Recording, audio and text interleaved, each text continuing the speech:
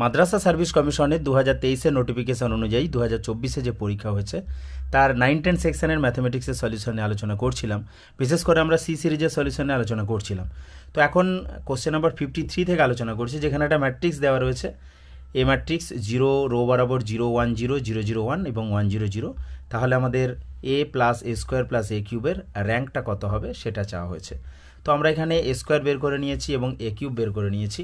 তারপর আমি কি করেছি না a plus a square plus a cube এই ম্যাট্রিক্সটা আমরা হিসাব করে নিতে পেয়েছি 1 1 1 1 1 1 1 1 1 এইভাবে পেয়েছি।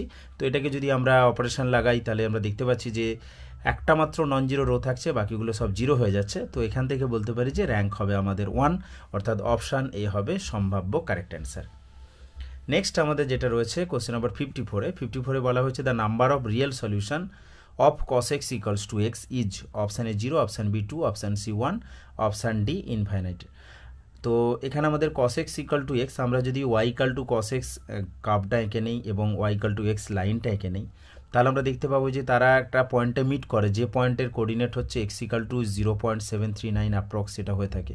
তো আমরা শুধুমাত্র একটা পয়েন্টই পাবো যেটা কিনা ইন্টারসেক্ট করবে, অর্থাৎ cos x equals to x এই ইকুয়েশনের আমরা একটাই রিয়েল সলিউশন পাবো। তো এখানে আমাদের যে অপশানগুলো রয়েছে তার মধ্যে সম্ভাব্য কারেক্ট অ্যান্সার হচ্ছে অপশান সি, অর্থাৎ 1।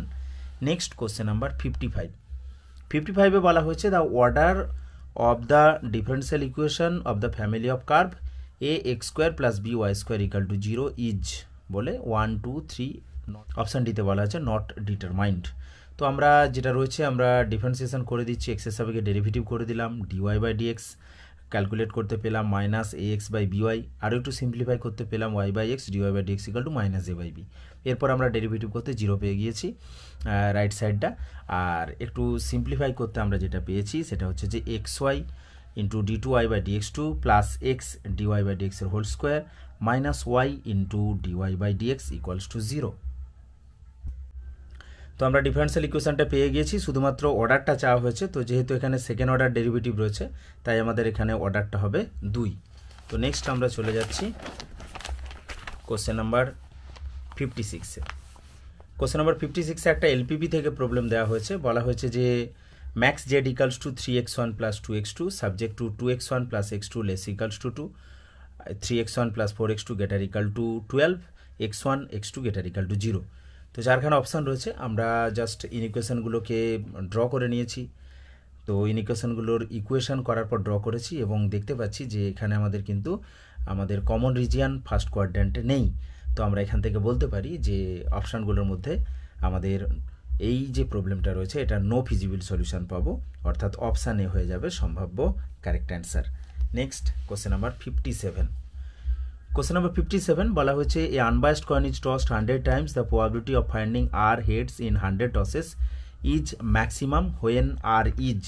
তো এক্ষেত্রে আমরা এটা এক্সপেক্টেড নাম্বার অফ হেড, যেটা আমাদের এক্সপেকটেশন বা মিন ভ্যালু হিসেবে আমরা পেয়ে থাকি সেটাই হবে, অর্থাৎ 100 ইন্টু আমাদের হেড পাওয়ার প্রবাবিলিটি হচ্ছে হাফ।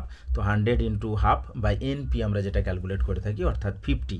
তো অপশান বি হয়ে যাচ্ছে এক্ষেত্রে সম্ভাব্য কারেক্ট অ্যান্সার। তোমরা এটাকে অনেক বড় সেন্সে অর্থাৎ বড় প্রবলেম হিসাবে তোমরা করেছো, তবে আমার মনে হয় এইভাবে সহজে আমরা এই এমসিকিউর সলিউশনটা করতে পারি। তো এখন আপাতত কয়েকটি প্রবলেমের সলিউশনে আলোচনা করলাম। যদি কোনো অপশান বা কোনো সলিউশনের ক্ষেত্রে ভুল থেকে থাকে অবশ্যই তোমরা কমেন্ট করে জানাবে।